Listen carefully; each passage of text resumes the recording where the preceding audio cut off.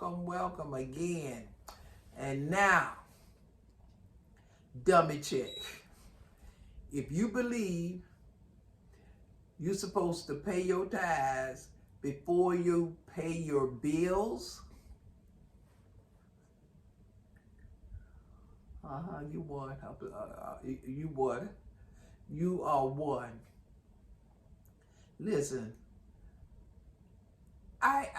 it just amazes me that people would think that God promotes financial irresponsibility. That just amazes. What kind of God would promote that? Make bills but don't pay them. And what you need to understand is that you bought into the idea of God to work. And you know it's been said, if your man don't work, shouldn't eat. That's why they don't work, because y'all keep feeding them. But anyway, this is the way it should go.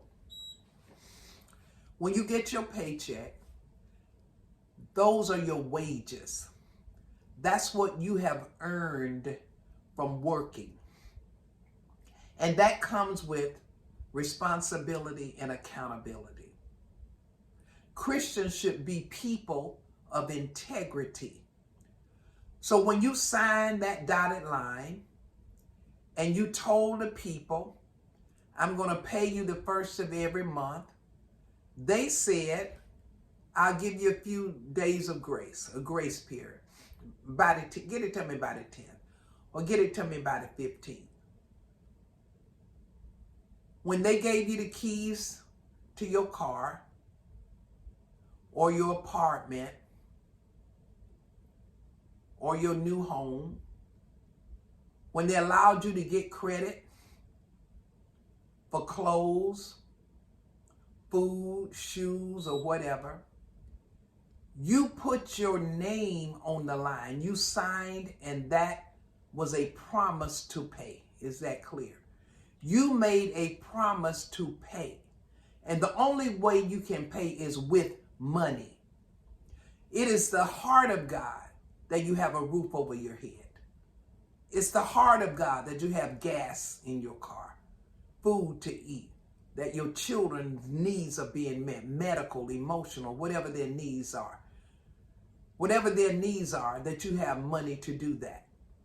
And so the heart of God, and with any good parent, is that children pay their bills. It is a sign of integrity. Your credit score should be 800. And when you don't pay your bills, they don't have to know you. Just all they need is your credit score. Your credit score says whether or not you're a person of integrity, whether or not you keep your word, or if you're a liar and a cheat.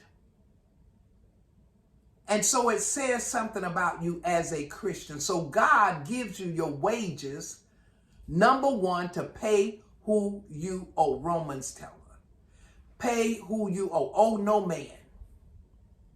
And Psalm tells us the wicked borroweth, but payeth not again. And then you hear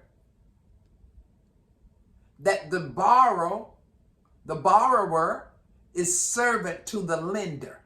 And that is true. So when you work, you go to work, God gives you a job. You are working for those that you've signed the dotted line and promised to pay. So they are the first thing you do is pay who you owe. I know the crooked preachers want the money first, but that's not God. Look at Abraham. Let's go back to Abraham. His house was intact, lacking nothing. And he didn't give anything out of his household account, and he was a rich man. God wants you to pay who you owe. That's stewardship. That's discipline. I promise to pay. And so God wants you to be a person of integrity. All that speaking in tongues, pay your bills. Who parked da da da da da, and I'm paying my time. But you can't go to sleep because you're scared they're going to take the car. Ain't got enough money for your children's dental bill. Really? Do you really think that reflects God? Do you really think God promotes lying, cheating, not paying bills? Really? What kind of God is that you serving that you don't pay your bills? So let me tell you how you do it. When you get your paycheck, you thank God for it. And then you pay who you owe. Pay who you owe. After a while, you won't owe them. But pay who you owe. Whatever is left, you can't get your hair done. You can't go to Burger King, McDonald's. You can't go to no fast food restaurants. You can't take no trip out of town. Whatever's left, you can't buy no new dress, can't get no nails done, can't get no suits. Go in there and learn how to iron your own clothes. When you paid your bills, the next thing you do is thank God that you're able to meet your bills. After that, your next prayer, not calculation. We're not calculating now. We are meditating. You got to be led by the Spirit of God in your living and in your giving. So when it comes that you paid who you owe, you got grocery, you got gas money because you got to get to church. You got to get to work. You got to have food on the table. Your children going to need stuff. When you've taken care of that, whatever is left is not for a trip out of town, not for a new outfit. You say, Lord, lead me in my giving. What is it you want me to give to my ministry, the ministry that you put me under? What is it that you want me to give to support them? And I don't care what he says. You get an envelope, you put it in the envelope, and you seal that envelope. So when you get to church, the greedy dogs can't get no more than what God has led you to give. Is that clear? Apparently you don't understand that. But God knows what you have. He knows what your needs are. And he knows how much you're able to give. No kind of God would take your rent money and tell you not to pay your rent. Are you crazy? That's past dummified. A roof over your head. God told you that? Honey, that ain't faith. There's a difference in faith and foolishness. That is not of God. Is not that kind of God. He said you pay those that you owe. And when you get to church, you might get there and they say they want 100. And God told you to give 50. Don't open the envelope, give, be led by the Spirit of God. He told you to get to 50. When you get there, they might only say, can a few people give us $25? They got a right to ask now.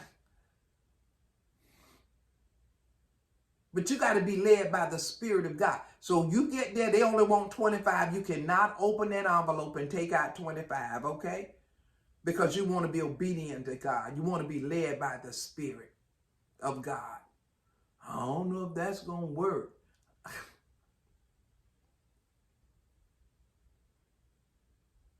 Because you've not been led by the Spirit. You've been led by greedy, lying preachers. Learn how to be led by the Spirit in your giving. There's nobody like God. When you're led by the Spirit of God in your giving, in your living, everybody should be happy.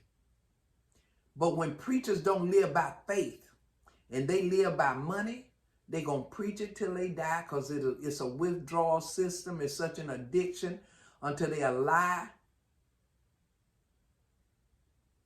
If anything, that it happened because you didn't pay, you got that flat tire because you didn't pay your tithe. No, you got it because you knew you had a bald tie. You ain't just found out you had a bald tie. You kept putting it out because you were paying tithes. God is not a liar.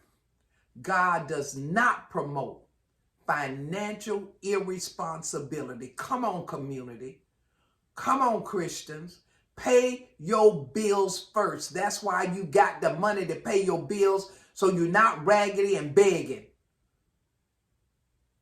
That's why God gave it to you, his gift to you.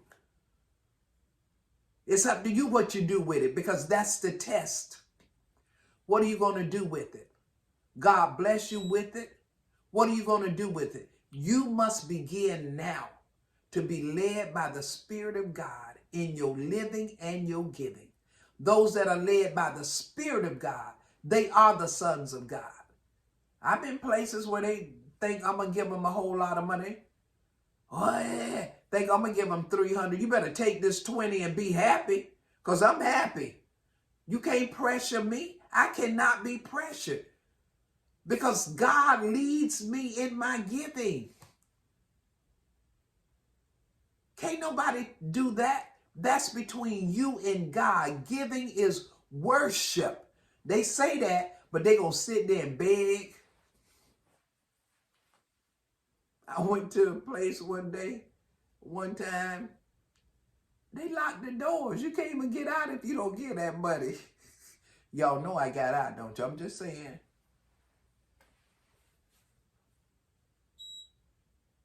Pay your bills. And I recall as a young girl in Chipley, Florida, and we'd have to cross the big highway to get to a little store across the street.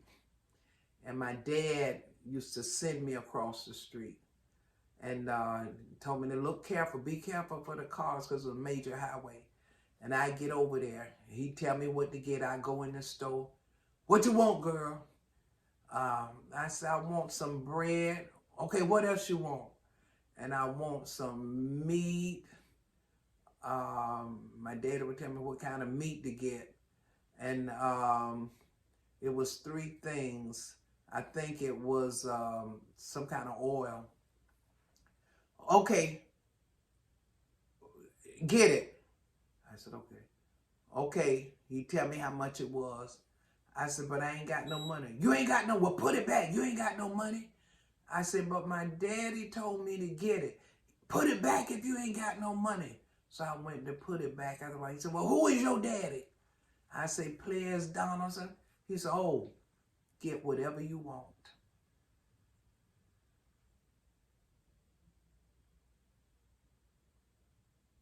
And I think he was making, looked like $5 a week, not even a day. But they say, get whatever you want. Why? My daddy paid his bills. With the little he had working in a sawdust mill. He paid his, people know you by your credit score. You establish a reputation. It's about integrity. Christians really broke, worse credit scores, can't qualify for a Snicker bar and it's 50% off. Wretched. The purpose of your money is to pay your bills. God knows he can take care of everything. He knows the needs of your ministry, and he will lead you accordingly. And if you have $1, give it like it's $100 bill. Don't be ashamed of what you got over. Little is much when God is in it. Pay your bills.